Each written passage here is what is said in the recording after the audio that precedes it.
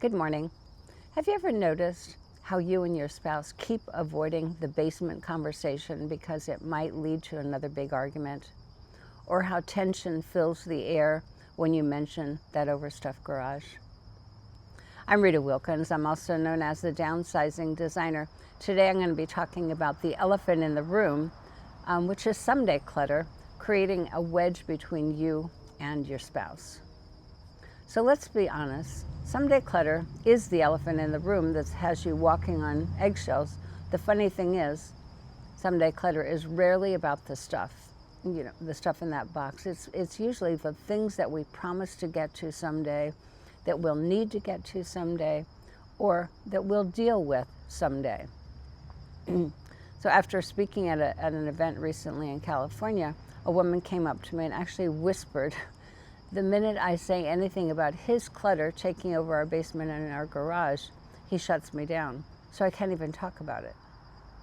The funny thing is, not 5 minutes later, her husband came up to me and said, my wife keeps everything. How can I help her let go of it? And there it is. That's the elephant in the room. It's not just the boxes, it's the stress, it's the simmering resentment, and the hidden cost of feeling stuck. So what is someday clutter anyway? I'm going to give you a hint. It's not just the boxes in the attic. Someday clutter isn't just those bins labeled random wires and tech stuff, or the treadmill that's can't be used because it's holding your clothing. It could be a stack of travel brochures for a trip that never happened, or the unfinished projects that you promised to finish someday. Or it could be the unspoken decisions that you say you'll deal with later. Someday clutter represents more than objects. For many of us, it represents security. If I keep this, I'll be prepared. It might represent identity. And that's who I used to be or who I want to be. Or it could represent hope.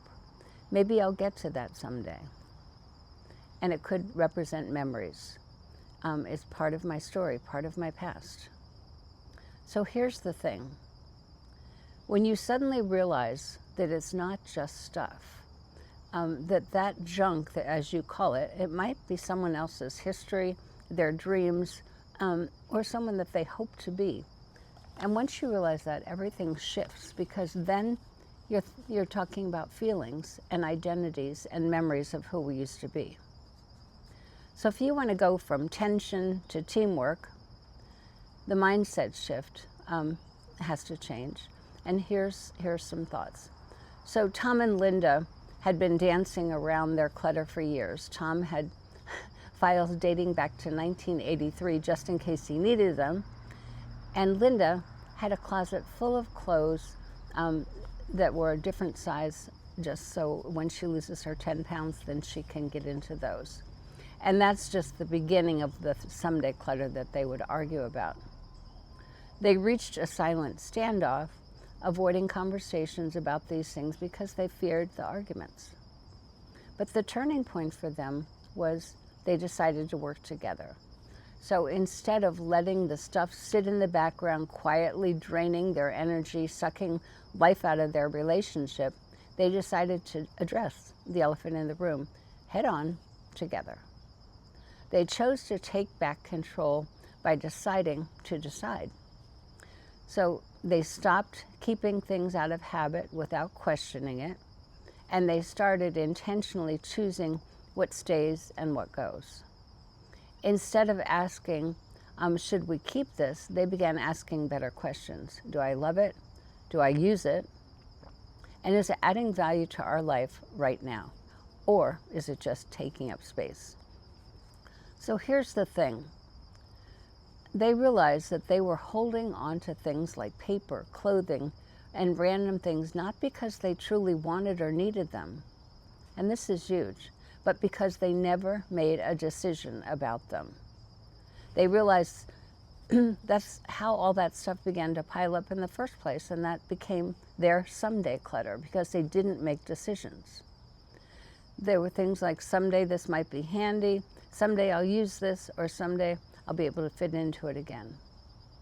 The reality is that someday is not a plan. It's actually a delay tactic. So are you ready to start working together on your someday clutter? And if you are, here's how. Very simple. Number one, decide to work together. Start small. Pick one box, one shelf, one closet, and ask each other, does this fit into the life that we want to live right now? Are we choosing this out of love, or are we choosing it out of habit? And, this is huge, are we choosing stuff, or are we choosing us?